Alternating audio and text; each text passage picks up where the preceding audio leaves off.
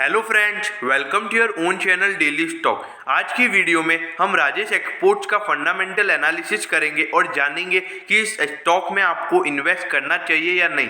तो इसके लिए आप वीडियो को एंड तक जरूर देखना।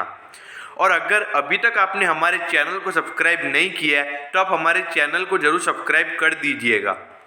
तो सबसे पहले हम जानते हैं कि राजेश एक्सपोर्ट्स कंपनी काम क्या करती है। जो राजेश एक्सपोर्ट्स कंपनी है वो क्या कहती है कि business of gold and gold product में इन्वॉल्व्ड है। मतलब क्या कहती है कि कंपनी का मेन काम है गोल्ड को इंडिया के बाहर एक्सपोर्ट करना। और कंपनी क्या कहती है कि गोल्ड ज्वेलरी के मैन्युफैक्चरिंग में भी और गोल्ड प्रोडक्ट्स और सेल ऑफ बिलियन, यानी कि कंपनी की जो सेल होती है वो बिलियन में होती है। और क्या कहती है कि company gold jewellery gold products, मतलब मेन कंपनी गोल्ड का एक्सपोर्ट करती है और कंपनी उसका मैन्युफैक्चरिंग का काम भी करती है। अब इसके पी रेशियो, पीबी रेशियो और डिविडेंड यील्ड की बात करें तो इसका पी रेशियो जो है वो निकल के आता है 12.47 टाइम, जबकि आप इसका सेक्टर का पी देखेंगे तो वो है 73.57 टाइम।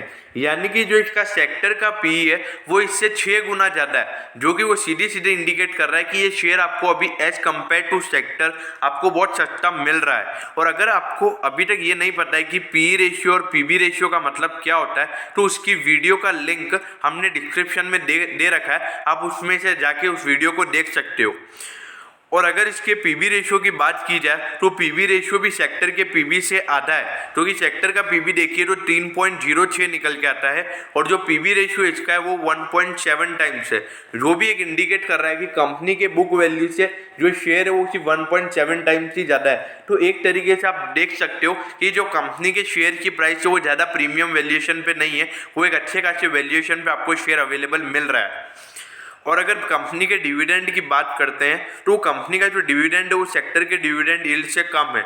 और वो कम इसका क्या कहते हैं कि अगर डिविडेंड यील्ड कम है तो इससे आपको क्या कहते हैं कि ज़्यादा असर नहीं पड़ना चाहिए, क्योंकि ये एक स्टॉक ये ऐसा है कि ये आपके डिविडेंड के लिए नहीं है, ये आपको ग्रोथ के लिए, मतलब क्या कहते हैं कि शेयर का प्राइस अगर फ्यूचर में बढ़ता है और अगर आप अभी लेते हो तो उसके ऊपर आपको रिटर्न कमाने का, इसमें आप डिविडेंड के बेसिस पे आप इस स्टॉक को नहीं खरीद सकते।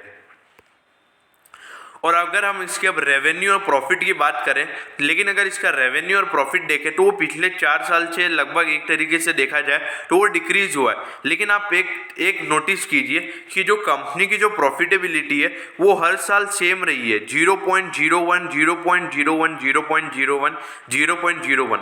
लेकिन एक तरीके से देखा जाए तो कंपनी को इतना प्रॉफिट नहीं भी हो रहा है। लेकिन मेरे ख्याल से क्या कहते हैं कि अभी पिछले 4 साल से थोड़ा एक्सपोर्ट्स का काम कम भी हो गया है, तो एक तरीके से देखा जा सकता है कि ये कंपनी थोड़ा सा 0.01, मतलब एक तरीके से नो प्रॉफिट नो लॉस में चल रही है और कंपनी का रेवेन्यू भी कम हुआ है। तो ये बड़ी दिक्कत वाली बात है, आपको ये बात भी ध्यान में होनी चाहिए अगर आप इस कंपनी में इन्वेस्ट कर रहे हो। तो ये पिछले 4 साल से कंपनी का कंटिन्यूसली रेवेन्यू डिक्रीज हुआ है। और अगर अब इसके अपन प्रमोटर होल्डिंग्स की बात करें तो वो है 54.04%। और अगर म्यूचुअल फंड होल्डिंग की बात करें तो वो है 0.02%। अगर DIIs की बात करें तो वो निकल के आती है 18.96%। और FIIs की बात करें तो वो निकल के आती है 5.91%। और अदर पार्टी जिसके अंदर अब हमारे जैसे रिटेल इन्वेस्टर्स आते हैं वो उनका निकल के आया है 21.08%। यानी कि आप देख सकते हो कि जो कंपनी की जो होल्डिंग्स है उसमें से 79 से 80% की होल्डिंग बड़े प्लेयर्स के पास है, और जबकि रिटेल इन्वेस्टर्स के पास लगभग 20 से 21% की होल्डिंग है। और अगर हम इसके टॉप लाइन की बात करें तो टॉप लाइन मार्च 2020 की अगर देखें 2019 के कंपैरिजन में तो वो करीबन 20,000 बड़ी है, और ये अमाउंट जो है वो शायद मिलियंस में है। और अगर इसकी बॉटम लाइन की बात करें तो वो डिक्रीज हुई है।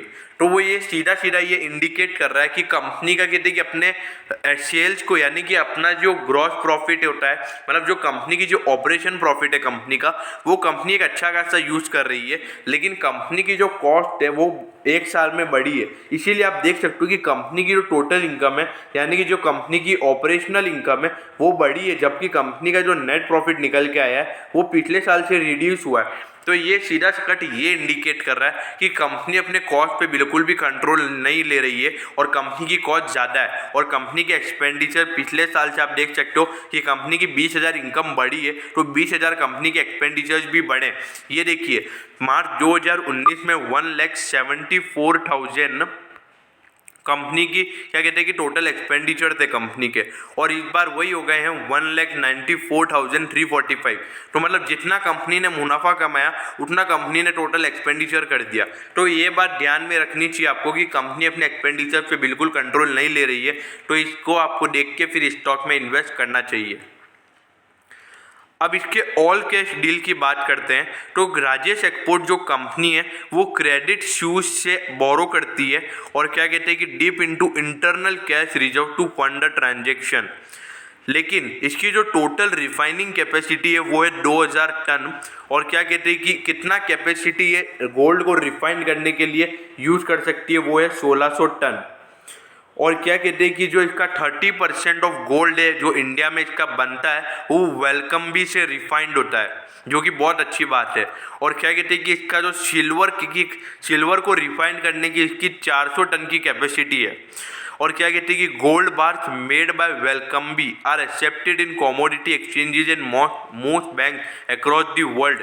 मतलब क्या कहते हैं कि ये जो गोल्ड जिससे मैन्युफैक्चर करता है वेलकम्बी से वो क्या कहते हैं कि स्टॉक एक्सचेंजेस भी एक्सेप्टेबल है और क्या कहते हैं कि आप मोस्ट बैंक में भी एक्सेप्टेबल है। मतलब अगर आप इससे खरीदते हो तो अगर इसकी रेट बढ़ती है तो आप इसको क्या कहते हैं बैंक में जाके भी बेच सकते हो और कमोडिटी एक्सचेंजेस पे भी जाके आप इसको बेच सकते हो।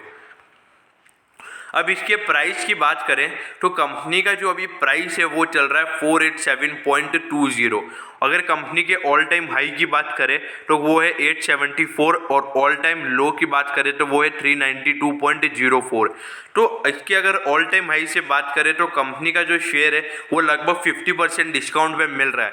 लेकिन मैंने आपको फंडामेंटल एनालिसिस कंपनी का बता दिया है। अब इसके अंदर इन्वेस्ट करना है या नहीं वो आपके ऊपर डिपेंड है। अगर आपको इसके अंदर कुछ वैल्यूज एकदम अच्छी लग रही है तो आप इस कंपनी में इन्वेस्ट कीजिए, लेकिन सबका पॉइंट ऑफ व्यू अलग होता है। अगर मैं अभी मेरा पॉइंट ऑफ व्यू देखे तो मेरा पॉइंट ऑफ व्यू अलग हो सकता है, लेकिन आपको क्या कहते हैं कि कुछ इसके पॉइंट एकदम अच्छे लगे, वो आपको लगता है कि ये फ्यूचर में लॉन्ग टर्म ग्रोथ हो सकता है इस कंपनी में, तो आप इस कंपनी में इन्वेस्ट कर सकते हैं। तो हम क्या कहते हैं कि कोई लेवल्स और टारगेट नहीं बताते। आपको अगर किसी भी कंपनी का और भी किसी कंपनी का फंडामेंटल एनालिसिस चाहिए तो आप हमारे कमेंट सेक्शन में कमेंट कर सकते हो, हम आपके लिए उसका वीडियो भी ले आएंगे।